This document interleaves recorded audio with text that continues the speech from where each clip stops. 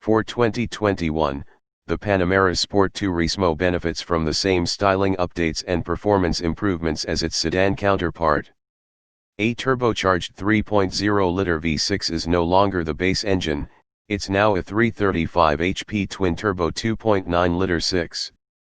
Porsche also extracted an extra 20 horsepower, now 473 total, from the 4.0-liter V8 on the GTS model, and it significantly updated the same engine for use on the new Turbo S trim, which now makes 620 horses instead of 550. The e-hybrids all get a larger battery pack and welcome the new 552 HP Porsche e-hybrid that offers similar performance as the outgoing turbo model.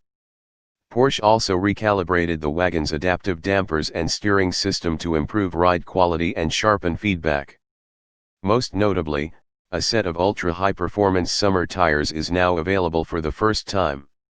Stylistically, every Panamera Sport Turismo inherits a snazzier front fascia and a sleeker tail light design. The refreshed exterior is completed by new wheel designs and color options.